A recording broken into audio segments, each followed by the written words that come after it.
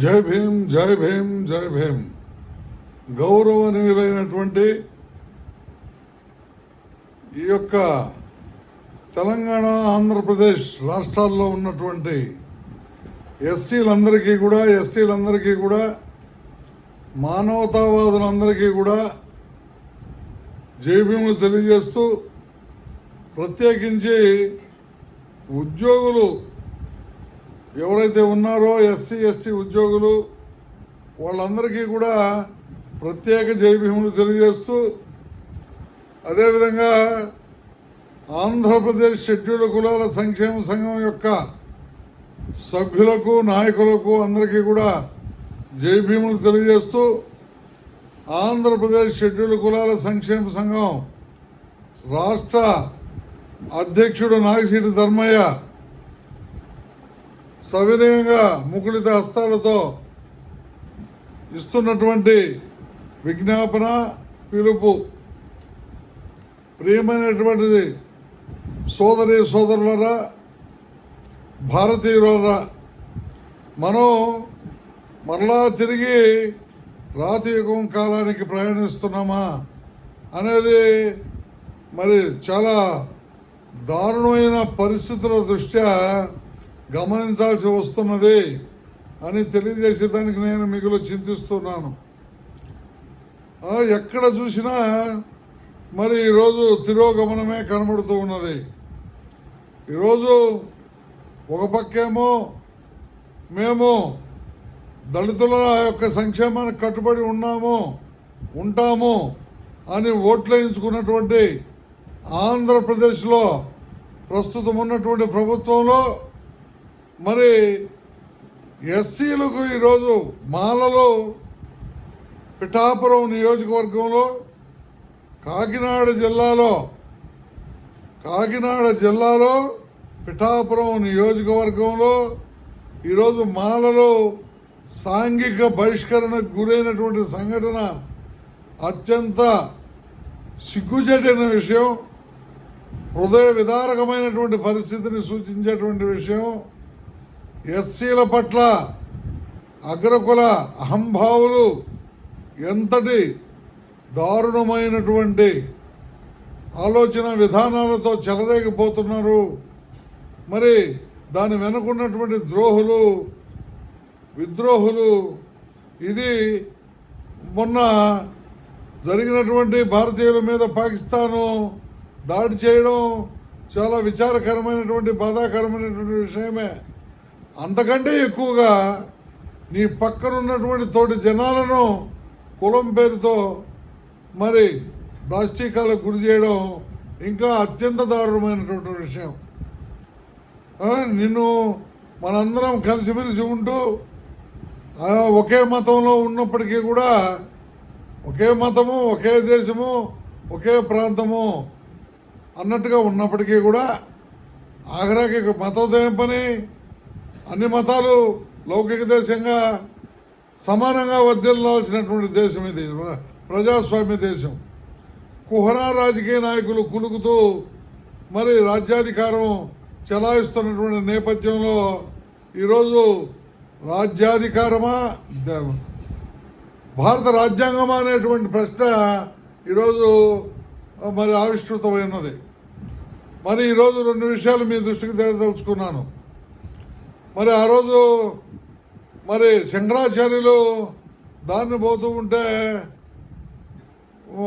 మరి ఒక పాము అందరినీ పొసుకొడుతూ కరుస్తూ అందరికీ అపకారం చేస్తూ ఉన్నటువంటి నేపథ్యంలో అదే చెప్తారు మరి రామకృష్ణ పరమహంస గారు, శంకరాచార్యులు గారు, నాకు క్లారిటీ లేదు. మరి ఆ పామును నుండి రక్షించాలని అందరూ కోరుకుంటే, ఓ పాము ఈ విధంగా నువ్వు చేయడం కరెక్ట్ కాదని ఆయన చెప్తే అప్పటి నుండి అది ఎవరికి ఏమీ హాని చేయకుండా ఉంటూ వచ్చిందంట. మరలా మహానుభావుడు అదే దాన్ని వస్తూ ఉంటే ఒకరోజు ఆ పాము ఒళ్ళంతా గాయాలతో కదలలేని పరిస్థితుల్లో ఆడ పడిందంట. ఏమి నీకు ఈ పరిస్థితి ఎందుకు వచ్చిందని ఆ మహానుభావుడు ఆ పావును అడిగితే మరి ఆ పాము చెప్పినటువంటి మాట, అయ్యా నువ్వేమో చెప్పావు అసలు ఎవరికి హాని చేయొద్దన్నావు. నేను ఎవరికి హాని చేయకుండా ఎవరిని కరవకుండా ఉండేటప్పటికి నన్ను చూసిన ప్రతి ఒక్కరూ రాయితో కొట్టడం, ఈ విధంగా ఒళ్ళంతా కూడా రక్తసిక్తం అయిపోయి గాయాలు పోలై కదలలేని పరిస్థితుల్లో కొట్టుమిట్టాడుతున్నాను అని ఆ పాము చెప్పిందంట. అప్పుడు ఆయన అన్నాడు, నిన్ను కరవద్దన్నాను కానీ ఉసుకొట్టొద్దనా, ఆత్మరక్షణ చేసుకోవద్దనా అని ఆయన జ్ఞానబోధ చేశాడంట. ఇది ఆ పాము వాస్తవంగా పాము ఎవరికీ హానికరమైనటువంటిది కాదు.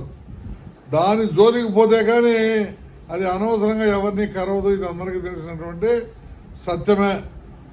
మరి ఆ పాము ప్లేస్లో ఈరోజు ఈ మాలలో ఉన్నారన్నది చెప్పేదానికి నేను ఏమాత్రం సంకోచించడం లేదు. మాలలో ఉన్నానంటే పీడితులు, తాడితులు అంటే మాదిగలు, యానాదులు, ఎరుకలు, అట్టడుగు వర్గాన ఉండేటువంటి వాళ్ళు, అధికార భాగ్యం లేనటువంటి వాళ్ళు, సంఖ్యాబలం ఉండి కూడా అధికార భాగ్యానికి నోచుకున్నటువంటి వాళ్ళు, వాళ్ళ అమాయకత్వం వల్ల, వాళ్ళని వాళ్ళు నమ్ముకోనందువల్ల వల్ల, రూపాయికి అమ్ముడుపోవడం వల్ల, ఓటును అమ్మడం వల్ల మరి ఈరోజు ఆత్మాభిమానాన్ని, ఆత్మగౌరవాన్ని చంపుకొని మరి జీవచ్ఛవాల్లో ఉన్నారు. అదేవిధంగా ఈ ఉద్యోగస్తులందరూ కూడా ఏమాత్రం తమ వారికి సపోర్ట్ చేస్తే ఏడ మన యొక్క హక్కు, మన యొక్క కులం బయటపడుతుందని కొంతమంది మరి ఏమాత్రం మరి ఎస్టీలుగా ఉద్యమిస్తే మనకేదైనా ఒకటిదే. సత్యం కోసం నిలబడేవాడు, ధర్మం కోసం నిలబడేవాడు ఏ రోజు కూడా ఓడిపోడు. అయితే అది ఏ ఒక్కడో ఉద్యమిస్తూ ఉంటే మిగతా వాళ్ళు చూస్తూ ఉన్నప్పుడు ఆ ఉద్యమించేవాడు బలం తక్కువైనప్పుడు తప్పకుండా వాడు బాధింపబడుతున్నాడు, పీడింపబడుతున్నాడు. మరి సత్యాన్ని సత్యంగా, అసత్యాన్ని అసత్యంగా మనకు ఈ ఉద్యోగ భాగ్యాన్ని ఇచ్చినటువంటి బాబాసాహెబ్ డాక్టర్ బిఆర్ అంబేద్కర్ గారు బుద్ధుడిని ఉటంకిస్తూ చెప్పినటువంటి ఈ శ్లోకంను అందిపుచ్చుకోకుండా ఆత్మ వంచన చేసుకుంటూ మన జాతికి సంబంధించి ఎవరైతే ఈ కులం యొక్క రిజర్వేషన్లు మనం అనుభవిస్తున్న రిజర్వేషన్లకు సంఖ్యాబలంగా కారకులై నిరుపేదలుగా మరి మురికి వాడల్లో, ఇరుకుగా వాడల్లో అలమటిస్తున్నారో వాళ్ళ బాధను మన బాధ అనుకోకుండా మరి కడుపు నిండినటువంటి ఉద్యోగస్తులందరూ ఈరోజు ఉద్యమించకుండా ఎప్పుడైతే ఉన్నారో తప్పకుండా అగ్ర కులాల్లో ఉండేటువంటి దుర్మార్గులు, నేను అందరినీ అనడం లేదు, అగ్ర కులాల్లో ఉన్నటువంటి దుర్మార్గులు తప్పకుండా మన శక్తిని వాళ్ళు ఉపయోగించుకుంటేనే మన యొక్క మరి ఉనికిని ఓర్వలేని పరిస్థితుల్లో ఈరోజు కూడా సనాతన అంటే ఒక మహిళకు ఏమాత్రం మనిషిగా విలువ లేని సనాతన, భర్త చనిపోతే భార్యను తీసుకొని పోయి తగలబెట్టే సనాతన, స్త్రీ విద్యకు ఏమాత్రం అంగీకారం చెప్పని సనాతన, దేశం వదిలి బయట దేశానికి ప్రయాణించకూడదనే ఆంక్షలు విధించేటువంటి సనాతన, మనిషిని మనిషిగా చూడకూడదు, విద్య శూద్రులు అంటే ఈ రెడ్లకు, నాయుళ్లకు, కమ్మలకు, వెలమలకు వీళ్ళందరూ కూడా శూద్రులే. ఈ బలిజలకు, ఈ బీసీలకు, ఈ ఎస్సీలకు, ఎస్టీలకు వీళ్ళకు విద్య అందకూడదు అని చెప్పినటువంటి సనాతన. అదేవిధంగా ఎవరు కూడా ఆస్తి కలిగి ఉండకూడదు, మంచి పేర్లు పెట్టుకోకూడదు అని ఆదేశించిన సనాతన.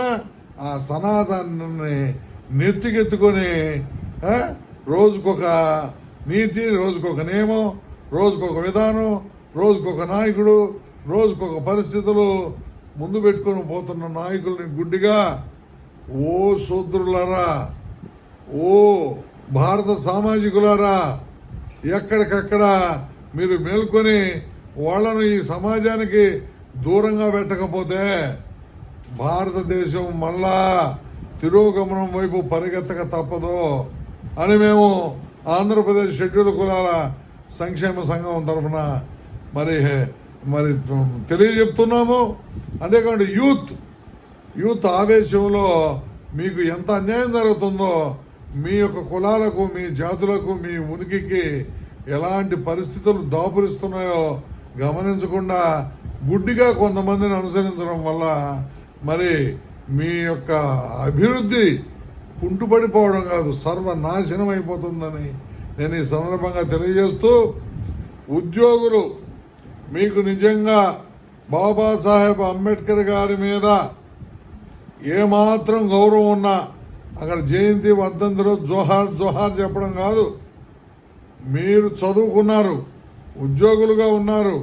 సో ఎస్సీ ఎస్టీ ఉద్యోగులు ప్రత్యేకించి చెప్తున్నా, మిగతా మానవతావాదులైన ఉద్యోగులు, విద్యాధికులు, ఉద్యోగులు కాకపోయినా విద్యాధికులందరికీ కూడా చెప్తున్నా, వెంటనే భారత రాజ్యాంగాన్ని ఆ పిఠాపురం నియోజకవర్గ పరిధిలో మల్లాం అనేటువంటి గ్రామ పరిధిలో జరిగినటువంటి అట్రాసిటీయే కాకుండా సాంఘిక బహిష్కరణ అనేటువంటి దురాచారం, ఈ నేపథ్యంలో అధికారులు వాళ్ళ యొక్క పరిస్థితుల్ని మరి ఎండగడుతూ ఏవైతే రాజ్యాంగ సంస్థలు ఉన్నాయో వాటన్నిటికీ పేపరు, పెన్ను ఉపయోగించి 200-300 రూపాయలు ఉపయోగించి రిజిస్టర్డ్ పోస్టు ద్వారా కంప్లైంట్ చేయడం ద్వారా భారత రాజ్యాంగాన్ని మీరు వ్యక్తిగతంగా సపోర్ట్ చేయవలసిందిగాను, వ్యవస్థాగతంగా అన్ని సంఘాలు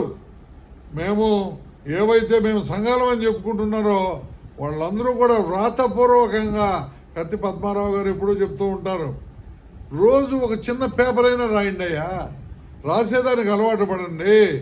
మన హక్కులను మనం రక్షించుకోవాలంటే మన గళాన్ని నింపడమే కాకుండా వ్రాతపూర్వకంగా మన యొక్క వాస్తవ పరిస్థితులను రాజ్యాధికార రాజ్యాంగ సంస్థలకు తెలియజేయడం ద్వారా మన హక్కులను ఎట్టా ఇక్కడ ఆంధ్రప్రదేశ్లో రాజకీయంగా ఉన్నటువంటి నాయకులు, రాజకీయ పార్టీలు మనల్ని సపోర్ట్ చేయడం లేదని తేలిపోయింది. లేకపోతే మల్లాంలో మరి ఇన్ని రోజులుగా సాంఘిక బహిష్కరణ జరిగితే అధికారులు ఉచ్చ నీచాలు మనిషి రాజకీయ నాయకుల ప్రాపకం కోసం ఏమవుతాడు? ఒక కలెక్టర్ గారు నిస్వార్థంగా పనిచేస్తే ఏమవుతుందండి? ఈ జిల్లా కాకపోతే ఇంకో జిల్లాకు ట్రాన్స్ఫర్ అవుతాడు, ఇక్కడ నుంచి ఇంకో దగ్గర ట్రాన్స్ఫర్ అవుతాడు. మరి దానికి ఆయన ఒకవాళ్ళ ఎక్కడికి పోయినా ఐఏఎస్ఏ. మరి రాజకీయ నాయకులు 5 సంవత్సరాలు వాళ్ళ పదవీ కాలం అయితే ఐఏఎస్ భారత రాజ్యాంగం 35 సంవత్సరాలు కాకపోతే 40 సంవత్సరాలు రాజ్యాంగం మీకు పదవులు ఇచ్చింది. మరి ఈరోజు ప్రియమైన ఓ విద్యార్థికులారా, విద్యావంతులారా, ఇందాక నేను రిక్వెస్ట్ చేసినట్టుగా అన్ని వర్గాలకు సంబంధించిన మానవతావాదులారా, పేపర్ పెట్టుకోండి, పెన్ను తీసుకోండి, దయచేసి రాయండి ఏంది ఇక్కడ జరిగినటువంటి లోపాలు. మరి అక్కడ ఒక ఫిర్యాదు, ఒక ఎస్సీ కానీ ఎస్టీ కానీ పోలీస్ స్టేషన్కి వెళ్ళి ఫిర్యాదు ఇస్తే వితౌట్ హెసిటేషన్ దాన్ని నిరాకరించేదానికే లేదు. సుప్రీంకోర్టు గైడ్ లైన్స్ ఉన్నాయి, SC ST POA act 1989 and 2015 amendments ఉన్నాయి. స్పష్టంగా భారత రాజ్యాంగం చెప్పబడింది. ఈ యాక్ట్ ద్వారా, సుప్రీంకోర్టు గైడ్ లైన్స్ ద్వారా తప్పనిసరిగా ఎఫ్ఐఆర్ కతక్కన కళ్ళు మూసుకొని ఎటువంటి దాంట్లో మరి వేరే తేలిపారు చూడకుండా, అదేవిధంగా ఎలాంటి ఎంక్వైరీ లేకుండా ఎఫ్ఐఆర్ కట్టాలి. 24 గంటల్లో కట్టి ఆ కాపీని ఆ బాధితులకు ఇవ్వాలి. అది కరెక్టా? అది కరెక్ట్ కదా? That is nothing the business of at police station level. పోలీసులు కానీ, కానిస్టేబుల్ కానీ, ఎస్ఐ గారు కానీ, సిఐ గారు కానీ విచారించేదానికే లేదు. నువ్వు నిజంగా భారత రాజ్యాంగాన్ని గౌరవిస్తే ఎస్సీ ఎస్టీలు అంటే మనుషులుగా మీకు గుర్తింపు ఉంటే తప్పనిసరిగా పోలీస్ స్టేషన్లో జరగాల్సినటువంటి పని. We are not against the police, police is ours అని విశ్వసించేటువంటి వాళ్ళం. ఎందుకంటే మేము భారత రాజ్యాంగాన్ని గౌరవిస్తాం. కానీ కొంతమంది పోలీసులు రాజకీయ నాయకుల పోసున్నీళ్లకు కొంతమంది అంటున్నా నేను, ఎవరైతే యాక్ట్ను గౌరవించడం లేదో, తద్వారా ఎవరైతే భారత రాజ్యాంగాన్ని గౌరవించడం లేదో వాళ్ళని దృష్టిలో పెట్టుకొని మాట్లాడుతున్నటువంటి మాటలు ఇవి. అందరూ పోలీసులు అటువంటి వాళ్ళు కాదు. మరి రాజకీయ నాయకులను కూడా ఎదిరించి నీతితో మరి నిర్భయంగా ఎస్సీలకు సేవ చేసేటువంటి మహానుభావులు ఉన్నారు. వారికి మా జయభీములు. అయితే ఇక్కడ మల్లాం విషయంలో జరిగినటువంటి దాంట్లో ఆ ఫిర్యాదును తీసుకొని ఎఫ్ఐఆర్ కట్టలేదు, తీసుకోకుండా కూడా కొంత డ్యాన్స్ వేశారు. వాళ్ళు ఎవరైతే ఉన్నారో ఆ ఎస్హెచ్ఓ అతనిని ఇమ్మీడియట్గా సస్పెండ్ చేయాలని, అతనిని ఎస్సీ ఎస్టీ యాక్ట్ ప్రకారం section 4 of SC ST act ప్రకారం అతని పైన కేసు నమోదు చేసి మరి అతనిని ఉద్యోగం నుంచి కూడా తొలగించే విధంగా అతను అరెస్ట్ చేయాలని డిమాండ్ చేస్తూ రాయాల్సిందిగా నేను కోరుతున్నాను. నేను చెప్పేది కరెక్ట్ అయితేనే, నేను చెప్పేది కరెక్ట్ కాదు అని ఎలా చెప్పగలరు? ఫిర్యాదు తీసుకుపోయి ఇవ్వడం సత్యం, ఆ ఫిర్యాదు అక్కడ ఎఫ్ఐఆర్ కాకపోవడం వాస్తవం. కాబట్టి అతని మీద ఆ విధంగా చర్య తీసుకున్నాం. రెండోది సిఐ గారికి ఎలాంటి విచారణాధికారం కానీ అక్కడ ఇన్ఫ్లుయెన్స్ చేసి లేదా దాంట్లో పాలు పంచుకునేటువంటి అధికారం కానీ ఆయనకి ఇవ్వబడలేదు. అలాంటి సిఐ గారు ఆయన చర్చలు జరపడము, అక్కడ కమిటీలు వేసేదానికి ప్రాతినిధ్యం వహించడము, ఇలాంటివన్నీ చేశారు. కాబట్టి వారిని కూడా వెంటనే సస్పెండ్ చేసి వారి మీద కూడా ఎస్సీ ఎస్టీ అట్రాసిటీ యాక్ట్లో సెక్షన్ 4 ప్రకారం మరి దాంట్లో ఆయన తెలిసి అధికారిగా ఉండి ఆయన దాన్ని నీరుగార్చాలని చూశారు. కాబట్టి తప్పనిసరిగా వారి మీద కూడా ఎస్సీ ఎస్టీ యాక్ట్ ప్రకారం కేసు నమోదు చేయాలని మీరందరూ డిమాండ్ చేయాలా. ఏం భయపడాల్సిన అవసరం, మనం మనుషులం, భారతీయులం, భారత రాజ్యాంగ రక్షణలో ఉన్నటువంటి వాళ్ళం. మనం నిద్రపోబట్టే ఆ యాక్ట్ సరిగా పనిచేయడంలా, మనం నిద్రపోబట్టే మరి సమాజంలో మరి ఆ యాక్ట్కి విలువ లేకుండా పోతుంది. మనం నిద్రపోబట్టే ఆడ ఎఫ్ఐఆర్ అక్కడ కట్టడం లేదు. మరి ఆ తర్వాత తన కింద ఉద్యోగి అయినటువంటి మరి ఎస్ఐ గారు ఎఫ్ఐఆర్ కట్టకపోవడం అనేది తెలిసినా మరి డిఎస్పి గారు ఆ ఎఫ్ఐఆర్ కట్టేదానికి మరి తగు చర్యలు తీసుకోలేదు. తగు చర్యలు తీసుకుని ఎఫ్ఐఆర్ కడితే కదా ఆ తర్వాత ఆయనే విచారించాలి. డిఎస్పి గారు మాత్రమే విచారించాలి. మరి బాధ్యతలను విస్మరించాడు కాబట్టి డిఎస్పి గారి మీద కూడా ఎస్సీ ఎస్టీ యాక్ట్ ప్రకారం సెక్షన్ 4 ప్రకారం బాధ్యతారాహిత్యానికి కింద అధికారి పనిచేయకపోయినా కూడా బాధ్యత ఆయనదే. కాబట్టి ఆయన మీద కూడా చర్య తీసుకోవాలా. ఆయన మీద కూడా మరి ఎస్సీ ఎస్టీ యాక్ట్ ప్రకారం క్రిమినల్ కేసు నమోదు చేసి అరెస్ట్ చేయాలని మేము డిమాండ్ చేస్తున్నాం. అయితే ఇక్కడ ఎస్పీ గారు వీళ్ళు పనిచేయనప్పుడు ఆ ఎస్పీ గారికి రిజిస్టర్ పోస్ట్లో మరి బాధితులు లెటర్ పెట్టాలా, ఇది చట్టం. అయితే వారికి పెట్టినారా లేదనేది నాకు తెలియదు.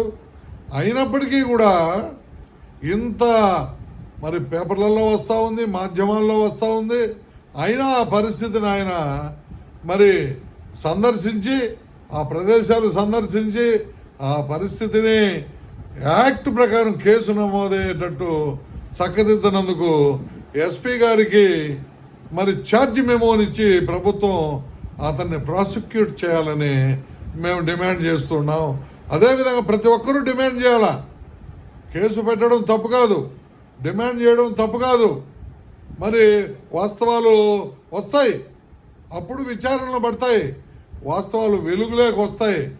ఎవరు ఏం పని చేయాలనేది ఇలాంటి చర్యల ద్వారా, ఇలాంటి సంఘటనల ద్వారా స్థిరీకరించబడతాయి, నవీకరించబడతాయి. కాబట్టి పేపర్ పెట్టి రాయగలిగిన ప్రతి ఒక్కరూ మరి రాయాల్సిందిగా, ఫిర్యాదు రావాల్సిందిగా, ఇవన్నీ రిఫ్లెక్ట్ చేస్తూ ఈ డిమాండ్లతో రాయాల్సిందిగా నేను డిమాండ్ చేస్తూ ఉన్నా, కోరుతూ ఉన్నా మిమ్మల్ని అందరినీ కూడా. ఇంకిట్టపోతే executive magistrate can instruct SI to book a case but he failed. ఎందుకంటే రాజకీయ నాయకుల పోసుడు నీళ్లు కావాలి ఇక్కడ మనకు. ఏమా పదవి ఆడగా ఇంకోటి ఏంటి చేస్తారు? ఎక్కడికి పోయినా ఎగ్జిక్యూటివ్ మ్యాజిస్ట్రేట్ ఆయన ఇంచి తక్కువ చేసేటువంటి స్థాయి దమ్ము ఎవరికి ఉంది? మనం అమ్ముడు పోతే తప్ప. సో తహసీల్దార్ గారి మీద కూడా ఛార్జ్ మేము ఆయనకి ఇష్యూ చేసి ఆయన మీద తప్పకుండా ఎస్సీ ఎస్టీ యాక్ట్ను ప్రయోగించాలని మనం డిమాండ్ చేయాలి.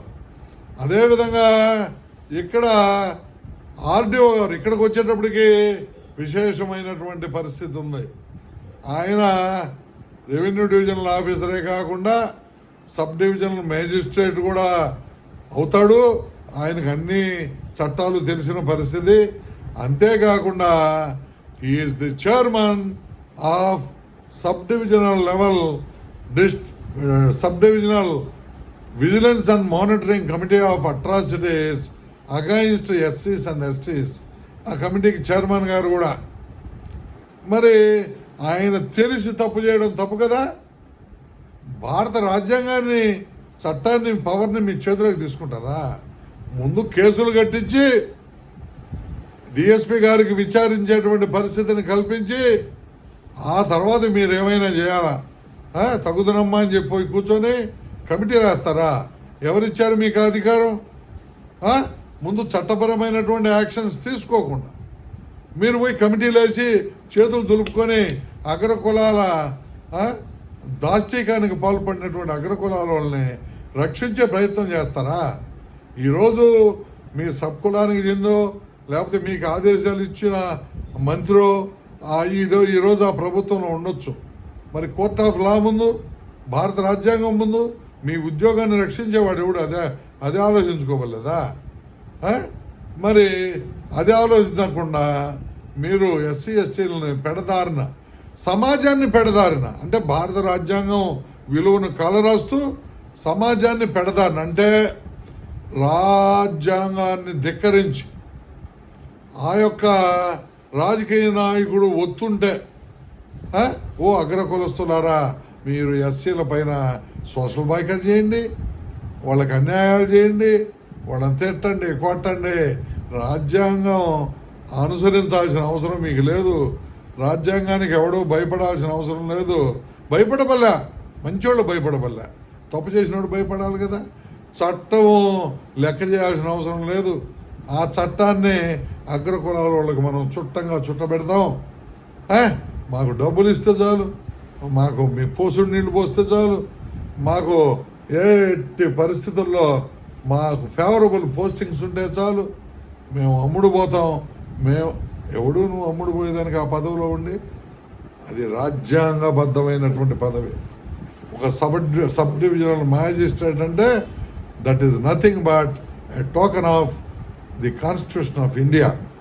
We pray the Almighty in the shape of Constitution of India to protect the interest of our SCs and STs and all victimized people in our India. పీడనాన్ని నిరోధించడం. ఆ పీడనం ఏ కులపోడి మీద అయినా కావచ్చు, ఏ మతపోడి మీద అయినా కావచ్చు. పర్టికులర్లీ మా ఎస్సీ ఎస్టీలని ఈ విధంగా పీడిస్తూ ఈ రోజుల్లో కూడా వేధిస్తూ ఉంటే సిగ్గు లేకుండా ఈ రాష్ట్రాన్ని పరిపాలించేటువంటి నాయకులకు సిగ్గు లేకుండా ధృతరాష్ట్ర కౌగిల్లాగా వాళ్ళు తయారై ధృతరాష్ట్రులాగా పరిపాలిస్తున్నారు. కాబట్టి మరి విలువ లేకుండా పోయింది రాజ్యాంగానికి, చట్టానికి. మరి ఆ చట్టానికి, రాజ్యాంగానికి విలువ తేవాల్సిన ఒక ఆర్డీఓ, ఒక పోలీస్ అధికారి, ఒక పోలీసు మరి ఈ విధంగా నిర్దయగా దళితుల పట్ల ఉన్నారు. కాబట్టి వాళ్ళ ఆటలన్నీ సాగుతూ ఉన్నాయి. అంటే మీకు ఫేవరబుల్ పోస్టింగ్స్ కావాలా, మీకు డబ్బు కావాలా, మీకు వాళ్ళు ఎటు చెప్తే అటు నడుస్తారా? ఏమయ్యా, ఈవెన్ సీఎంను కూడా తప్పు చేస్తే అరెస్ట్ చేయాల్సినటువంటి వ్యక్తి మరి కలెక్టర్ గారు, పోలీసులు, వీళ్ళు. అలాంటిది తప్పు చేస్తే ఎవరైనా సరే అట్లాంటి మీరు మీ యొక్క గౌరవాన్ని, మీ పదవులను విస్మరించి వేరే వాళ్ళకు తొత్తులుగా మారి మమ్మల్ని పీడిస్తారా ఇంకా ఎంతకాలం?